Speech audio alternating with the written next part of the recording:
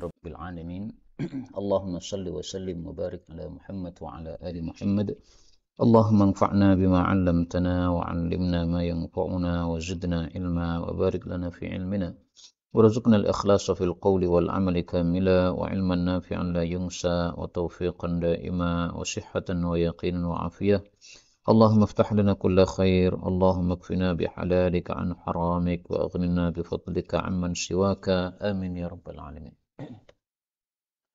Alhamdulillah, kaum muslimin, para guru, para asatidz rahimani wa rahimakumullah. Kita lanjutkan pembahasan kitab Al-Arba'un At-Tijaniyah, 40 hadis dari kitab Tijan karya Mbah Imam Ghazali rahimahullah ta'ala.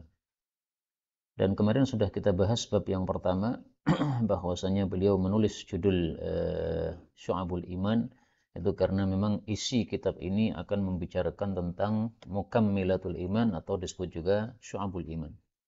Nah, baru kemudian bab kedua dan seterusnya ini baru mulai apa saja cabang-cabang iman. Beliau mengatakan babul i'tisam, bab berpegang teguh bi kitabillahi azza wa jal, dengan kitab Allah azza wa jal, maksudnya adalah Al-Quran. Qala Allah azza wa jalla, berkata Allah azza wa jalla, wa hadha, dan ini adalah kitabun, satu kitab, anzalnahu, yang kami telah menurunkannya, mubarakun, yang diberkahi, fattabi'uh, maka ikutilah Quran, wattaqu, dan bertakwalah, la'allakum turhamun, supaya kalian itu dirahmati oleh Allah subhanahu wa ta'ala. Jadi beliau dari bab ini berpendapat, seolah-olah berpendapat bahwasanya cabang iman itu pertama kali didapatkan dari Al-Quran. Sehingga beliau menampilkan bab yang pertama setelah Syu'abul Iman itu adalah berpegang teguh dengan Al-Quran. Dan ini kita temukan dalilnya dalam satu ayat Quran bahwa sumber iman itu dari Al-Quran. Ma kunta tadri mal kitabu walal iman. Surat Asy-Syura ayat 52. Wa kadzalika auhayna ilaika ruham min amrina. Dan seperti itulah kami wahyukan kepada engkau roh dari perintah kami. Roh di sini maksudnya adalah Al-Quran. Disebut roh karena dia menjadi kehidupan untuk hati manusia. Kemudian Allah katakan, wa ma kunta tadri, kamu dulu wahai Muhammad tidak mengetahui mal kitabu, apa itu kitab, walal iman, tidak juga mengetahui apa itu iman, yaitu sebelum adanya wahyu Quran. Nah, setelah turun wahyu Quran baru beliau mengetahui, oh ada iman, ada kitab suci. Maka Allah Subhanahu wa taala menurunkan Quran ini adalah sumber dari hidayah atau sumber dari iman yang akan didapatkan oleh seorang hamba ketika dia masuk ke dalam agama Allah Subhanahu wa taala. Adapun hadis yang menunjukkan kepada hal ini adalah hadis an Abi Hurairah radhiyallahu anhu qala Rasulullah sallallahu alaihi wasallam, innallaha, sesungguhnya Allah, yarda lakum, meridai untuk kalian, salasan, tiga hal, wa yakrahu lakum, dan membenci untuk kalian, salasan, tiga hal. Lalu beliau memerinci, fayarda lakum, Allah meridai untuk kalian, satu, an ta'buduh, bahwa kalian menyembah Allah Subhanahu wa taala, wala tusyriku bihi syai'an, dan kalian tidak menyekutukan dengan Allah sesuatu pun. Ini nomor satu. Yang nomor dua, wa an ta'tasimu bihablillah, kalian berpegang teguh dengan tali Allah jami'an, secara jamaah, wala tafarraqu, dan jangan bercerai-berai. Oh, berarti ini tiga ini syiriknya dikasih nomor dua berarti ya. Pertama ibadah, yang kedua syirik, kemudian yang ketiga ini berpegang teguh dengan tali Allah secara jamaah dan tidak berpecah belah. Wa yakrahu lakum, dan Allah membenci untuk kalian, tiga perkara juga. Qila wa qala, isu, wa kathratas su'al, dan banyak bertanya atau banyak meminta, wa idha'atal amal, dan menyia-nyiakan harta. Hadis riwayat Muslim. Nah, ini yang berkaitan dengan bab pada poin 3, yaitu wa an ta'tasimu bihablillahi jami'an wa la tafarraqu. Karena kata-kata hablullah, tali Allah, ini maksudnya adalah apa? Al-Quran. Nah, sehingga ta'tasimu bihablillah, itulah yang dimaksud dalam judul tadi, al-i'tisam bi kitabillah. Dari mana taunya bahwasanya hablullah itu adalah Al-Quran? Dari hadis yang lain. Kita tampilkan hadis tentang hablullah. Hablullah. Rasulullah Shallallahu Alaihi Wasallam menyebutkan tentang Al-Quran. Beliau mengatakan bahwa Quran itu kitabullah, fihi naba'u ma qablakum. Di dalamnya ada berita yang terjadi sebelum kalian. Wa khabaru ma ba'dakum, dan berita tentang yang terjadi setelah kalian. Wa hukmu ma bainakum, dan hukum di antara kalian. Wa huwa hablullahil matin, dan Quran adalah talinya Allah yang kuat. Nah, maka ini dalil bahwasanya Al-Quran itu nama lainnya adalah hablullah, talinya Allah. Dan ini hadis riwayat Imam Ahmad, tapi derajatnya saya jujur ya, ini dhaif. Apakah ada hadis yang sahih? Ini juga dhaif bawahnya. Ini juga dhaif bawahnya.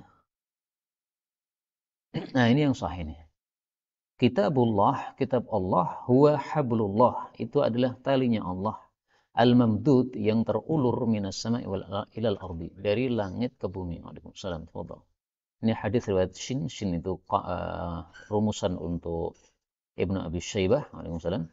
Dan riwayat Ibnu Jarir, dan hadis ini derajatnya sahih. Nah, ini jelas bahwa hablullah berarti maksudnya adalah Al-Quran. Kemudian kita ambil beberapa faedah dari ayat dan hadis yang ditampilkan di sini. Faedah yang pertama, di sini Allah mengatakan wahadza kitabun, dan ini Al-Quran adalah satu kitab.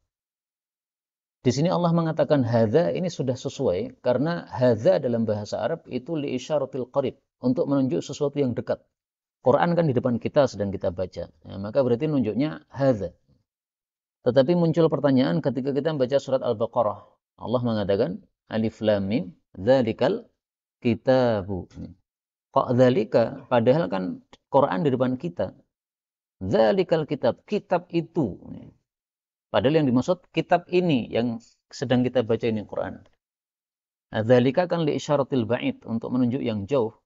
Sehingga ini bisa dijadikan dasar oleh orang-orang kafir, yaitu Yahudi Nasrani, bahwa nih Quran saja menunjukkan kepada Taurat Injil.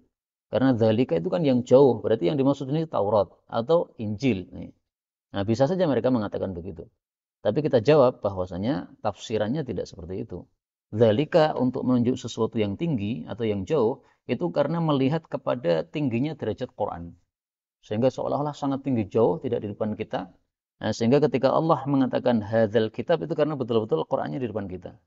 Tapi kalau Allah menyebut dzalikal kitab, itu karena melihat apa? Tingginya derajat Al-Quran, seolah-olah sangat jauh di atas kita.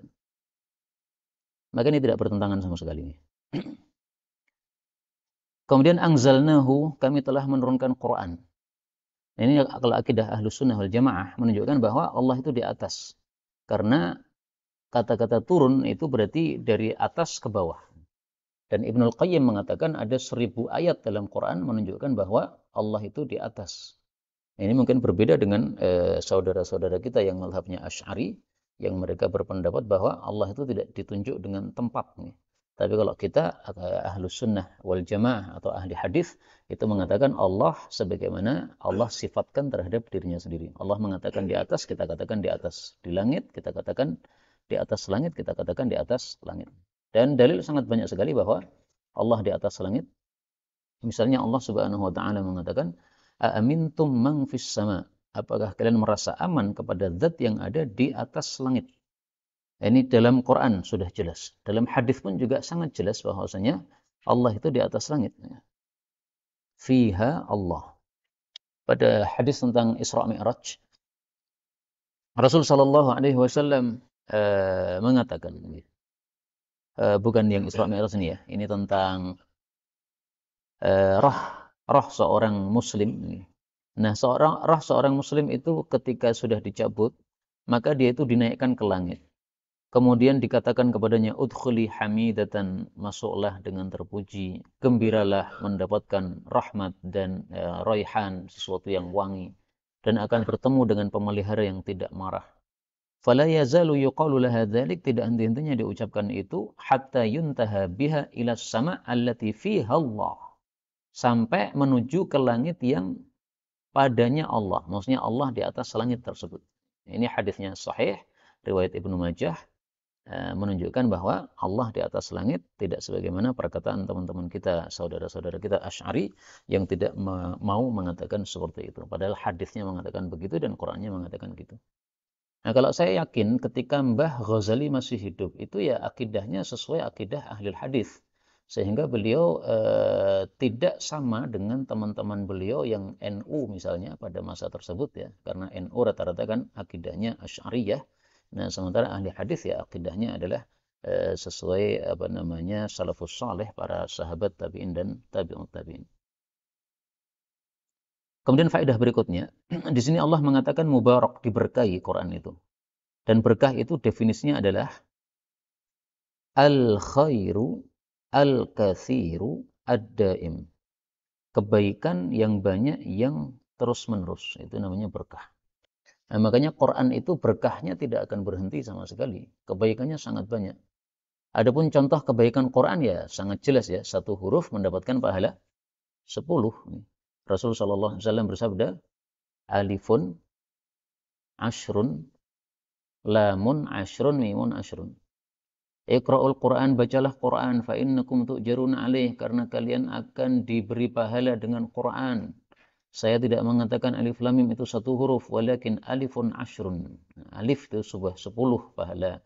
Lamun ashrun wa mimun ashrun fatilka thalathun. Pahalanya sudah 30 dengan membaca alif lam mim. Ini hadis riwayat Abu Ja'far An-Nahas, derajatnya sahih. Nah, dalam bayangan saya, Mbah Ghazali ini kalau punya murid-murid pada saat ini, itu mungkin disuruh baca Quran setiap hari. Jadi tarekat Ghazaliyah itu adalah apa? Baca Quran setiap hari. Ini yang saya bayangkan nih. Karena apa namanya pemikirannya ahli hadis itu tampaknya sama aja, kayak begitulah. Jadi dalil hadis, dalil Quran yang dipakai, penerapannya ya berarti sama aja. Nah, maka Quran ini diberkahi sehingga keberkahannya sangat banyak, pahalanya sangat banyak, ya harus dilazimi membaca Quran setiap hari. Waalaikumsalam. Kemudian faedah berikutnya, di sini Allah katakan fattabi'u, ikutilah Quran. Nah, mengikuti Quran ini menunjukkan bahwa mempelajari tafsir Quran hukumnya wajib, karena tidak mungkin kita bisa mengikuti kalau tidak memahami tafsirnya. Nah, makanya Mbah Ghazali yang disampaikan ya Quran, hadis, karena ini yang wajib. Kalau tidak diikuti sesat, harus diikuti, berarti itu yang diajarkan.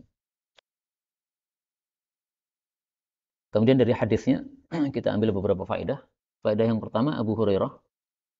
Abu Hurairah ini sahabat Nabi yang masuk Islamnya belakangan, hanya 4 tahun bersama Rasulullah SAW. Dan hadisnya yang paling banyak meriwayatkan, yaitu ada 5.000 hadis beliau. Para sahabat Nabi yang banyak meriwayatkan hadis itu disebut al-mukthirun, orang-orang yang banyak meriwayatkan hadis. Ini ada 6 orang. Pertama siapa? Abu Hurairah. Yang kedua, istri Nabi tentu saja Aisyah. Yang ketiga, pelayan Nabi tentu saja Anas. Kemudian 2 orang sahabat Nabi muda-muda tapi semangatnya Masya Allah. Ibnu Abbas sama Ibnu Umar. Nah, ini karena semangatnya yang tinggi jadi ilmunya banyak. Kemudian satu lagi Jabir. Nah, ada lagi yang menambahkan itu Abu Sa'id Al-Khudri. Abu Hurairah ini melazimi Nabi dalam semua kondisi. Nabi kemanapun dibuntuti. Ya.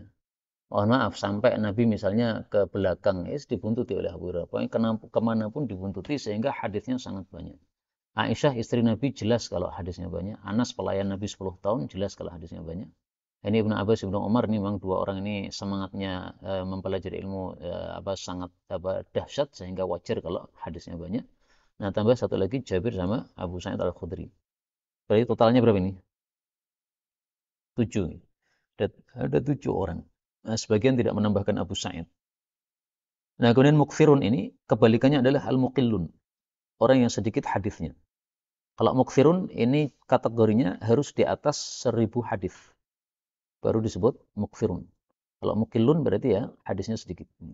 Nah, maka sahabat Nabi itu ada yang hadisnya banyak, mukfirun, ada yang hadisnya sedikit, ada yang hadisnya sedang-sedang. Abu Hurairah radhiyallahu anhu namanya diperselisihkan oleh para ulama dengan perselisihan yang sangat banyak. Bapaknya siapa diperselisihkan, namanya dia sendiri juga siapa diperselisihkan. Tapi yang dipilih oleh Al-Imam An-Nawawi namanya adalah siapa? Abdurrahman ibnu Sakhr. Dalam hadis Arba'in itu kan ada. Apa? Ad-Dausi itu dari kabilah Daus. Daus itu dari Yaman. Jadi dalam Arba'in Nawawi beliau mengatakan an Abi Hurairah Abdurrahman ibni Sakhr. An Abi Hurairah Abdurrahman ibni Sakhr. Nah, ini ketika beliau Imam Nawawi menyebutkan Abdurrahman bin Sakhr ini oleh para ulama dikritik. Namanya diperselisihkan, kok tiba-tiba ditentukan namanya tanpa ada isyarat sama sekali bahwasanya ada perselisihan. Seolah-olah menafikan adanya perselisihan. Nah, itu dikomentari oleh para ulama. Tapi sebenarnya bisa kita jawab bahwa beliau memilih nama ini karena beliau menganggap itulah pendapat yang rajih, nggak ada masalah. Tapi memang kalau bagus seandainya disebutkan namanya An Abi Hurairah Abdurrahman bin Sakhr, kemudian ditambahi wa fihi khilaf. Dan di dalamnya ada perselisihan pendapat. Nah, ini lebih bagus sehingga orang baca sudah langsung paham. Oh, memang ada perselisihan pendapat. Orang-orang Syiah itu tidak menerima adanya Abu Hurairah. Mereka mengatakan Abu Hurairah itu tokoh fiktif. Buktinya namanya saja tidak disepakati. Maka salah satu pembeda antara Syiah dengan Sunnah itu kalau dia menerima Abu Hurairah berarti Ahlus Sunnah. Kalau dia menolak adanya Abu Hurairah berarti orang-orang Syiah. Karena hadis-hadis yang sangat banyak kita temukan dari Abu Hurairah yang itu bisa menyudutkan paham Syiah. Nah, makanya orang Syiah nggak senang sama Abu Hurairah ini. Hadisnya banyak sehingga menyudutkan pendapat mereka. Nah, maka kita jawab, banyak sekali tokoh-tokoh yang namanya itu tidak diketahui kecuali ya nama abunya saja. Seperti misalnya saya Abu Zaidan. Banyak orang nggak ngerti nama saya aslinya siapa gitu. Taunya ya Abu Zaidan aja. Padahal nama aslinya kan Muhammad Abdullah. Saya tanya pada panjenengan nih, ngetes saja, apakah betul teori ini bahwa banyak orang namanya itu terkenal Abu tapi nama aslinya nggak dikenal. Abu Bakar As-Siddiq namanya siapa, Pak? Abdullah bin Atik. Lupa lagi nih. Abdullah bin Abi Quhafah nih. Nah, baik. Lain lagi. Ada sahabat Nabi Abu Ubaidah bin Jarrah. Siapa namanya? Nah, berarti kan benar kan teori bahwasanya banyak orang itu terkenal nama abunya, tapi nama aslinya nggak diketahui. Ya, maka Abu Hurairah sama juga. Jadi kalau mengatakan Abu Hurairah fiktif gara-gara namanya diperselisihkan, ini sesuatu yang nggak masuk akal. Banyak sekali nama-nama Abu yang kita nggak kenal siapa mereka.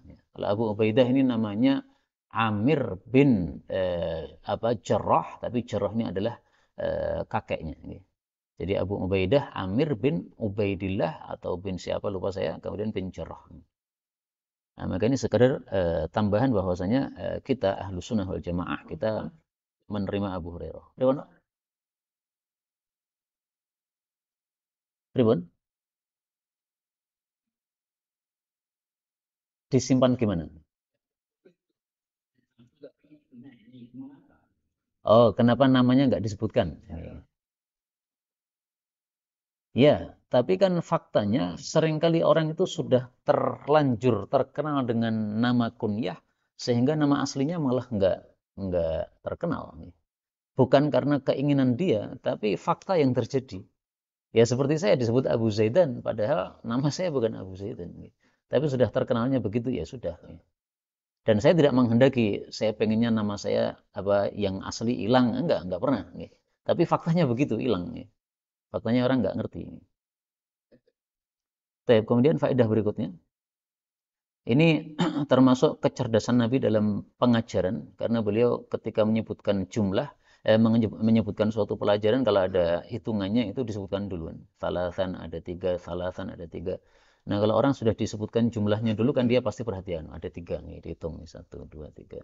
Ini lebih memudahkan dalam menghafal ilmu dan ini dibahas oleh para ulama dalam satu kitab judulnya itu Ta'alimun Nabi Sallallahu Alaihi Wasallam. Cara pengajaran atau cara ta'lim Nabi Muhammad Sallallahu Alaihi Wasallam. Kemudian faedah berikutnya, di sini disebutkan ta'buduh, kalian menyembah Allah. Ini sebenarnya antara nomor 1 menyembah Allah dengan la tusyriku, tidak syirik, ini adalah satu paket sebenarnya.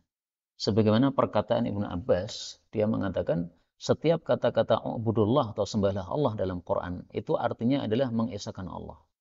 Karena kalau cuma menyembah saja, orang-orang kafir itu juga menyembah Allah waktu itu. Hanya mereka menyembahnya secara apa? Syirik. Nah, sehingga kata Ibnu Abbas, semua ayat yang mengatakan ubudullah itu sudah otomatis maksudnya itu mengesahkan Allah Subhanahu wa taala. Kita buka salah satu contohnya saja. Ayat pertama dalam Al-Quran yang memerintahkan u'budullah itu yaitu surat Al-Baqarah ayat 21. Ya ayyuhan nas u'budu rabbakum. Nah, di sini kata Ibnu Abbas, ini maksudnya mengesahkan Allah. Kalau menyembah saja, orang-orang kafir sudah menyembah Allah Subhanahu wa taala. Saya buktikan di sini bahwa orang-orang kafir sudah menyembah Allah zaman dulu. Kam ta'budu. Ini hadis riwayat Turmudi. Bahwasanya Imran bin Husain menceritakan bahwasanya Nabi Shallallahu Alaihi Wasallam bersabda li abi kepada bapak saya, ya Husain wahai Husain. Ini Husain masih kafir. Kam ta'budul yauma ilahan? Kamu sekarang ini menyembah berapa Tuhan? Qala abi, dia menjawab sab'atan. Tuhan saya 7. Sittatan fil ardi, yang 6 di bumi, wa wahidan fis sama, yang 1 yang di atas langit yaitu Allah. Nah, berarti mereka sudah menyembah Allah. Tapi nyembahnya secara syirik tadi. Jadi kalau pas tenang hatinya, ingatnya sama yang sitah nih, yang 6 ini. Lata, Uzza, Manat, dan sebagainya. Tapi kalau pas susah, nah baru kembali kepada yang wahid, yang Maha Esa ini. Maka Nabi bertanya lagi, fa ayyuhum ta'uddu li raghbatika wa rahbatika? Mana yang kamu siapkan ketika kamu berharap dan kamu sangat takut? Qala alladzi fis sama, ya Tuhan yang di atas langit lah. Nah, akhirnya dia masuk Islam gara-gara dialog ini ya. Sehingga dia mikir, pas butuh sama Allah, pas tidak butuh malah Allah ditinggalkan. Akhirnya kemudian dia masuk Islam. Ini salah satu dari dalil yang sangat banyak yang menunjukkan bahwa orang-orang kafir waktu itu sudah menyembah Allah Subhanahu wa taala. Sehingga tadi saya ragu-ragu ya, ini kasih nomornya gimana nih? Tak butuh ini satu nomor, wala tusyriku bi syai'an ini sudah masuk atau gimana? Karena di sini tadi kan disebutkan 3 kan. Ini harus dipisah berarti. Karena kalau ini kasih nomor gini ya, anta butuh wala tusyriku ini 1, berarti wa anta atasmu ini nomor 2, berarti kurang 1 dong. Wala tafarraqu. Kalau ini dikasih nomor 3 sebenarnya sama saja karena tafarraqu ini adalah makna dari jami'ah ini kan. Berjamaah itu maksudnya apa? La tafarraqu, jangan bercerai-berai. Nah, jadi saya ragu-ragu nih. Di kitab asalnya gimana? Sama aja nih. Ada yang bawa kitab asal.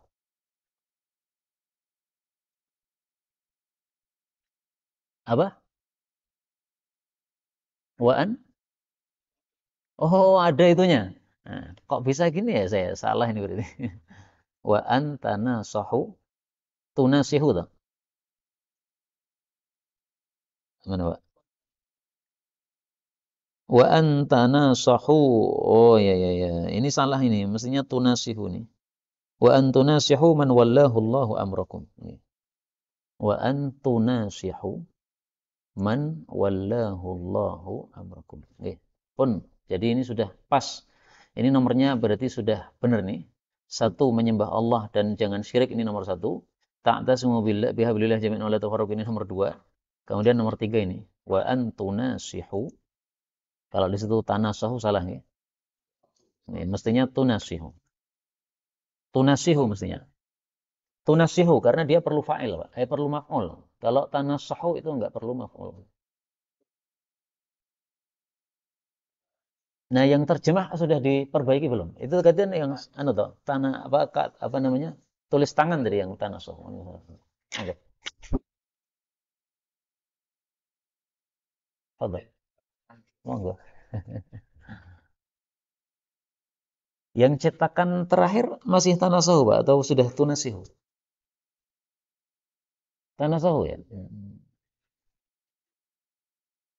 Coba kita buktikan di ana ya, di kitab-kitabnya ini. Wa an tunasihu. Nah, di sini Jami'us Saghir tunasihu. Kenapa? Kalau secara bahasa tunasihu mestinya. Dan di sini ternyata juga taknya di dhamma. Itu diganti aja itu nih. Tunasihu.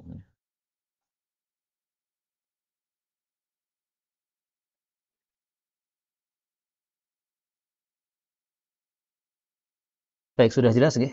Berarti ada 3. Wa antunasihu, kalian bernasihat kepada man wallahu amrakum. Orang yang Allah jadikan sebagai wali untuk urusan kalian, yaitu pemimpin kalian atau khalifah kalian. Kemudian makna ini, wala tafarraqu, jangan bercerai-berai. Ini ada 2 tafsiran saya temukan dalam tafsir Qurtubi. Tafsiran yang pertama, jangan bercerai-berai. Ini jangan bercerai-berai menjadi firqah-firqah sebagaimana Yahudi Nasrani. Sebagaimana dalam hadis yang lain Nabi mengatakan Yahudi pecah menjadi berapa? 71 golongan. Nasrani menjadi 72. Kemudian umat Islam menjadi 73. Dan makna ini bagus karena ada hadis yang menyebutkan hal tersebut. Rasulullah mengatakan, "Sataftariku ummati", umatku akan berpecah menjadi itsnaini wa sab'ina firqatan, 72 golongan. Semuanya di neraka kecuali 1, yaitu al-jamaah. Hadis riwayat Ibnu Majah, derajatnya sahih. Di sini memang 72 ya, tapi dalam riwayat yang lain sataftariku akan pecah menjadi 73 golongan. Yang 72 itu di neraka, yang 1 di jannah, yaitu jamaah. Ini hadis riwayat Abu Dawud, derajatnya juga sahih. Nah, maka tafarraqu ini maksudnya jangan bercerai-berai seperti itu, menjadi Syiah, menjadi Khawarij, menjadi Mu'tazilah, menjadi Qadariyah. Itu dilarang oleh Allah Subhanahu wa taala. Makna yang kedua yang saya temukan dalam tafsir Qurtubi, wala tafarraqu, jangan bercerai-berai, maksudnya hatinya ini. Jadi hati sesama muslim itu semestinya bersaudara. Tidak seperti sekarang kan. Gurumu sapa? Oh, berarti majelis kono, sedudu bolaku. Nah, sehingga kalau disalami sudah enggak jawab. Ini Masya Allah. Jadi tampilan saja sudah menyebabkan apa? Hatinya jadi apa? Pisah gitu. Kayak NU kayak. Bukan Muhammadiyah. Nah, maka tidak salam. Kalau sesama NU salam misalnya begitu. Ini sangat tampak sekali dalam kehidupan kita, terutama Muslim di Solo ini kan banyak sekali apa kelompok-kelompok. Nah, tidak saling akur itu dilarang sebenarnya oleh Allah Subhanahu wa taala. Nah, maka mestinya ya jami'an, jamaah, berjamaah, bersaudara, hatinya itu bersaudara. Kalau di sini misalnya ada tokoh-tokoh, ya, Ustadz Abu Bakar Ba'asyir, ada Ustadz Mudzakir, kemudian ada lagi Ustadz Halim, itu jamaah tablik, ya mestinya semua apa namanya itu bisa bersatu begitu, tidak seperti zaman sekarang saling apa menyerang dan sebagainya. Kemudian berikutnya di sini Allah membenci qila wa qala, ini isu yang tidak jelas. Maka sesuatu yang berita yang kita dengar itu tidak semestinya semuanya kita sampaikan kepada orang yang lain. Bahkan Nabi mengancam kalau semua yang kita dengar kita sampaikan itu sudah cukup dianggap sebagai orang yang bohong. Kafa bil mar'i kadziban. Bil mar'i kadziban. Kafa, sudah cukup, bil mar'i, seseorang, kadziban, disebut dusta, ayyuhadditsa bikulli ma sami', kalau dia menceritakan semua yang dia dengar. Hadis riwayat Imam Muslim.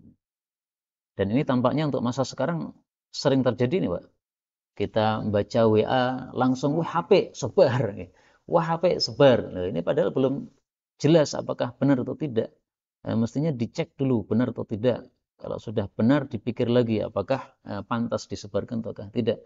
Jadi ini tampaknya menurut saya loh, ini bangsane WhatsApp, kemudian Facebook dan sebagainya, YouTube. Nah, ini sudah masuk di sini. Wa yakrahum qila wa qala.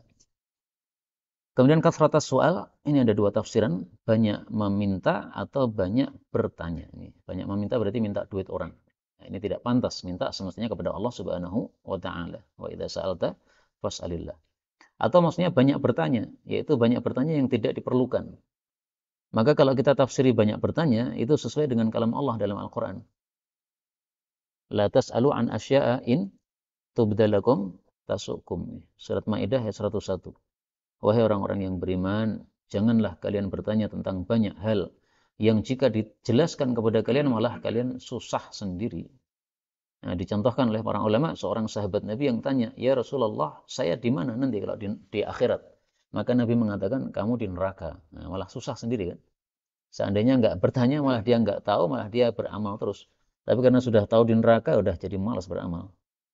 Nah, ini pertanyaan yang tidak diperlukan. Kemudian yang ketiga, idha'atal mal, menyanyiakan harta. Nah, menyanyiakan harta itu maksudnya menggunakan harta tidak pada sesuatu yang disukai oleh Allah Subhanahu wa taala. Karena itu ada perkataan para ulama mengatakan bahwa tidak ada menyia-nyiakan harta dalam menjamu tamu. Karena menjamu tamu ini bukan sesuatu yang tidak disukai oleh Allah. Sehingga tamu satu tapi hidangannya misalnya 3 menu, ini nggak ada masalah. Karena ini dalam rangka apa? Menghormat tamu, karena kita nggak ngerti makanan mana yang cocok untuk dia makan, sehingga kita hidangi 3, nggak ada masalah, ini tidak termasuk dari idha'atul mal. Tapi ini bukan menyindirnya kok hidangannya satu macam, bukan ya. Ini sama sekali tidak bicara masalah itu. Tapi maksudnya kan orang Arab tuh kadang-kadang begitu. Jadi kalau ada tamu dihidangkan macam-macam. Nah, kalau kita malah jadi mikirnya bingung, sing dipangan sing di gitu ya. Nah, tapi sebenarnya seperti itu kalau teorinya para ulama tidak termasuk dari idaatul mal karena tadi ya fungsinya adalah untuk menjamu tamu. Dan kaidah bahwasanya tidak ada idaatul mal dalam menjamu tamu itu saya temukan hadisnya ketika Nabi dijamu oleh Abul Haytham. Hadisnya tentang Abul Haytham takhayyaru apa ya? Jadi waktu itu Nabi SAW kelaparan, kemudian bersama Abu Bakar dan Umar keluar rumah. Nah ini hadisnya. Fabasata lahum bisaton, dihamparkan satu hamparan. Thumman talaqa ila nakhlatin faja'a bikinwin fawada'ah. Lalu dia membawa satu dompolan kurma diberikan kepada Nabi. Maka Nabi mengatakan, afala tanaqqaita lana min rutabih? Kenapa tidak kamu pilihkan yang sudah rutab saja, yang sudah matang-matang? Jadi ini langsung dipotong itu, tak. Nah, kemudian diserahkan semuanya kepada Nabi. Nah, maka Nabi mengatakan, kok enggak dipilih yang matang-matang aja? Jadi yang kemerampu itu biar ditunggu matang dulu. Nah, ternyata dia menjawab, ini aratu saya pengen antakhtaru supaya panjenengan milih sendiri. Ada yang rutopnya yang sudah matang, ada yang busernya yang masih kemerampu. Karena ada orang malah suka yang buser itu, karena dimakan kan kerus-kerus enak gitu. Nah, kriuk-kriuk gitu ini. Nah, makanya menghidangkan dengan beraneka ragam ini ternyata ada dasarnya dari Rasul sallallahu alaihi wasallam. Ya kalau kita orang Jawa gampang sekali lah beragam itu. Apa namanya? Rujak atau lotis kan udah beragam nih. Isinya udah macam-macam. Gado-gado juga nih. Wallahu a'lam. Baik, kita tambah satu bab lagi. Babul i'tisam bi sunnati Rasulillah sallallahu alaihi wasallam. Bab berpegang teguh dengan sunnah Rasul sallallahu alaihi wasallam. Qala Allah azza wa jalla wa ma atakum, dan apapun yang memberikan kepada kalian ar-rasulu Nabi Muhammad sallallahu alaihi wasallam fakhudhuh, maka ambillah. Wa ma nahakum, dan apapun yang Allah melarang kalian anhu darinya fantahu, maka berhentilah. Surat Al-Hasyr ayat 7. Nah, di sini yang berkaitan dengan bab adalah kalam Allah atakumur rasul, apa yang Rasul berikan kepada kalian, yaitu maksudnya apa yang Rasul perintahkan kepada kalian, berarti itu adalah sunnah-sunnah Rasul sallallahu alaihi wasallam, kita disuruh untuk mengambilnya atau mengamalkannya. Tapi atakum ini ada dua tafsiran. Tafsiran yang pertama, Rasulullah memberikan, yaitu memberikan perintah, maka ambillah maksudnya amalkanlah. Nahakum, Nabi melarang, fantahu, maka berhentilah dari larangan. Tafsiran yang kedua, atakum, Nabi memberi, misalnya harta ghanimah. Kalian diberi, ya sudah, itu terima saja. Wa manahakum, apa yang dia mencegah kalian, maksudnya tidak diberi, fantahu, maka enggak usah minta. Jadi ghanimah ya sudah, sesuai dengan apa namanya pembagian dari Nabi. Nabi kasih, terima. Nabi enggak kasih, enggak usah minta. Nah, maka dua tafsiran ini yang dipilih oleh Bah Ghazali adalah tafsiran yang pertama. Maka beliau masukkan dalam bab ini al-i'tisam bi sunnati Rasulillah sallallahu alaihi wasallam. Kemudian kenapa beliau menulis bab ini adalah yang ketiga setelah tadi i'tisam bil Quran. Nah, maka jawabannya hadis yang beliau tampilkan di sini. Wa an Jabir radhiyallahu anhu qala qala Rasulullah sallallahu alaihi wasallam, wa qad taraktu fikum, sudah saya tinggalkan untuk kalian, ma lan tadillu ba'dah, sesuatu yang kalian tidak akan sesat setelahnya. Ini tasamtum bih, kalau kalian berpegang teguh dengannya. Yang pertama adalah kitabullah, yang kedua wa antum tus'aluna anni, dan kalian akan ditanya tentang saya, yaitu maksudnya sunnah baginda Rasulullah sallallahu alaihi wasallam. Hadis riwayat Muslim. Jadi maksud hadis ini, Nabi sudah meninggalkan dua hal. Nah, dua hal itu Quran sama sunnah. Maka kalau sumber iman itu adalah Quran, sebagaimana penjelasan pada bab yang sebelumnya tadi, berarti sumber iman yang kedua adalah sunnah Rasul sallallahu alaihi wasallam. Dan bisa jadi Mbah Ghazali ini meniru apa yang ditulis oleh Imam Bukhari. Imam Bukhari, kitab sahihnya dimulai dengan Kitabul Iman. Kemudian bab pertamanya, bab Bada'il Wahyi, permulaan turunnya wahyu. Maka dibahas oleh para ulama, apa kaitannya wahyu dengan iman? Nah, maka jawabannya tadi, ya, sumbernya iman adalah wahyu. Kalau tidak ada wahyu, orang nggak ngerti iman. Nah, sehingga pantas kalau disebutkan apa? Wahyu dulu. Nah, maka bisa jadi, wallahu alam. Ini beliau meniru apa fikihnya Imam Bukhari, sehingga Syu'abul Iman dibahas pertama kali Quran, kemudian sunnah Rasul, dan Quran dan sunnah itulah wahyunya Allah Subhanahu wa Ta'ala. Kemudian di sini ada yang menarik ya. Wa antum tus'aluna anni. Ini sebenarnya ada lafal yang lebih jelas, yaitu kitabullah wa sunnatu rasuli. Tapi kenapa beliau memilih kalimat yang ini? Wa antum tus'aluna anni. Kok tidak memilih yang lafal yang lebih jelas saja? Ini yang saya paham, wallahu alam. Beliau memilih hadis yang lebih sahih. Karena ini diriwayatkan oleh Imam Muslim. Kalau yang lafal ini yang sangat jelas ini riwayatnya Imam Hakim dan ini diperselisihkan derajatnya oleh para ulama. Saya tampilkan lafalnya. Nggih, monggo. Asli ada. Oh nggih, mas'uluna nggih. Nggih, mungkin ada riwayat yang lain seperti itu. Mas'uluna anni atau tusalun. Nggih. Coba nanti saya tampilkan apa yang lafalnya mas'ulun. Sekarang saya tampilkan dulu yang lafal apa namanya yang lebih jelas tadi. Rasulullah SAW bersabda, nah ini, lan tadillu ba'dahuma kitaballah wa sunnati. Quran dan sunnah. Ini lafalnya lebih jelas. Tapi ini diriwayatkan oleh Abu Bakar Asy-Syafi'i dan hadisnya kata Syekh Al-Albani sahih, tapi ada juga yang mengatakan dhaif. Terutama orang-orang Syiah. Orang-orang Syiah tidak terima hadis yang ini. Ini juga kitaballah wa sunnati wa la yatafarraqa, Quran sunnah tidak akan pisah hatta yarida alayyal haud, sampai datang ke telaga Kautsar saya. Ini hadis riwayat Hakim. Kata Syekh Al-Albani sahih, orang-orang Syiah mengatakan dhaif. Nah, kenapa orang-orang Syiah mengatakan dhaif? Karena mereka pakai yang ini. Kitabullah, yang pertama kitabullah, yang kedua itrati ahli baiti, ahlul bait saya. Ini supaya sesuai dengan mazhab mereka. Karena mereka kan memegang mazhab apa namanya Imam 12 itu kan. Imam 12 itu adalah ahlul baitnya Rasulullah sallallahu alaihi wasallam. Sehingga seperti yang saya sampaikan tadi, mereka benci sama hadisnya Abu Hurairah karena hadisnya Abu Hurairah bisa menyebabkan pemikiran mereka atau pemahaman mereka jadi kalah atau jadi lemah. Tapi kalau menggunakan hadis-hadis yang mereka sesuai, mereka bisa menguatkan pendapat mereka. Ini yang saya paham kenapa beliau itu memilih lafal yang ini, wa antum tus'aluna anni. Tadi Bapak mengatakan wa antum mas'uluna. Coba kita cek di kitab apa itu yang mas'uluna. Mas'uluna. Atau salah tulis saya bisa jadi. Ini diganti gini.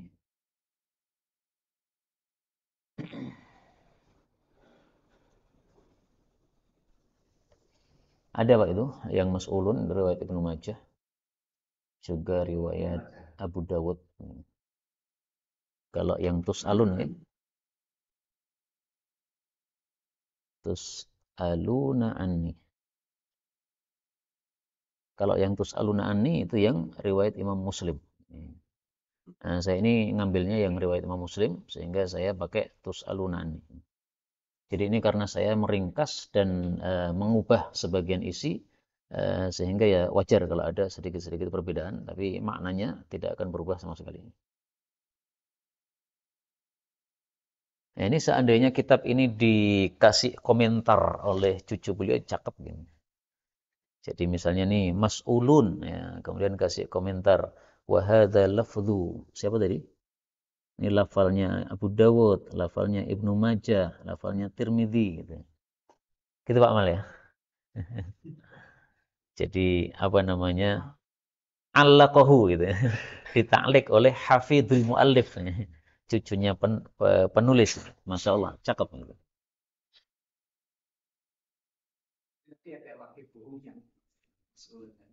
Kalau tadi hadis yang lain nih, waqifuhum innahum mas'ulun. Kalau yang apa? Wa antum yang ditanyakan kan itu tadi kan? Wa antum mas'uluna anni fama antum qailun. Ini lafal hadisnya diringkas oleh Mbah Ghazali sampai pada mas'uluna anni. Gitu. Langsung langsung selesai kan? Nah, jadi apa namanya? Mbah Ghazali ini mazhabnya seperti Imam Bukhari, ngambil hadis sesuai yang diperlukan. Yang sudah cukup ya sudah dihapus. Dan seperti ini boleh, nggak ada masalah. Maka boleh kita meriwayatkan hadis bil makna dengan makna asalkan tidak mengubah maknanya. Boleh meriwayatkan hadis bil ikhtisar dengan diringkas sesuai dengan keperluan. Yang diperlukan ini lafal tengah ya sudah, tengahnya diambil, sisanya kemudian ditinggalkan. Kemudian dari hadis ini kita ambil pelajaran bahwa dua peninggalan Nabi ini, satu Al-Quran dan yang kedua adalah sunnah Nabi SAW. Ini dua hal yang tidak bisa dipisahkan. Kalau mengambil Quran saja, ingkarus sunnah, nah pasti akan sesat sebagaimana sabda Nabi di sini. Lan tadillu, tidak akan sesat kalau berpegang dengan keduanya. Berarti kalau cuma satu saja pasti sesat. Dan makna ini bahwasanya dua hal ini tidak bisa dipisahkan, kita temukan dalam banyak hal, dalam banyak hadis. Saya tampilkan satu hadis saja yang menunjukkan hal itu. Arikatihi. Rasul sallallahu alaihi wasallam bersabda, "Ala inni utitul kitaba wa mithlahu ma'ah." Saya diberi Alkitab dan yang semisalnya, yaitu sunnah. Ala yushiku rajulun syab'anu ala arikatih. Nyaris ada orang yang dia itu kenyang di atas tempat tidurnya. Dia mengatakan, "Alaikum bihadzal Qur'an." Pegangilah Quran saja. Yang kalian dapati di dalamnya halal-halalkan, yang kalian dapati haram-haramkan. Maksudnya dia tidak menerima hadis Nabi sallallahu alaihi wasallam. Nah, maka Nabi jelaskan, ala la yahillu lakum lahmul khimaril ahli. Ketahuilah tidak halal bagi kalian memakan daging keledai. Padahal nggak ada dalam Quran. Itu adanya dalam hadis Nabi sallallahu alaihi wasallam. Jadi maksudnya tidak bisa mengambil Quran saja. Wala kulli dhinabin minas sabu. Demikian juga binatang buas yang bertaring tidak boleh untuk dimakan. Nah, sehingga mengatakan anjing halal, ini berarti apa? Termasuk yang memisahkan antara Quran dengan sunnah Rasul sallallahu alaihi wasallam. Karena anjing haram itu menurut para ulama masuk dalam hadis ini, dzinabin minas sabu, binatang buas yang bertaring. Di hadis riwayat Abu Dawud derajatnya sahih. Nah, maka tampaknya kalau Mbah Ghazali masih hidup gitu ya mungkin Ustadz Sukino tidak jadi murid beliau mungkin. Karena mazhabnya mungkin berbeda. Mungkin. Kalau jadidnya MTA, ada tak Pak? Enggak tahu, saya enggak ngikuti perkembangan. Tapi ringkasnya ya, kalau apa pemikiran Mbah Ghazali itu menurut saya sangat dekat sekali dengan apa Salafi, ya pokoknya yang teman-teman yang ngajinya Quran hadis. Nah, saya baca kitab-kitab beliau ini sama apa mirip, pendapatnya mirip-mirip. Sehingga saya senangnya dengan karya-karyanya Mbah Ghazali ya karena pertama sama-sama suka hadis, yang kedua pemikirannya jadi nggak banyak yang bertentangan. Kalau sama kitab fikih Syafi'i kan banyak yang apa namanya kita mungkin apa berbeda.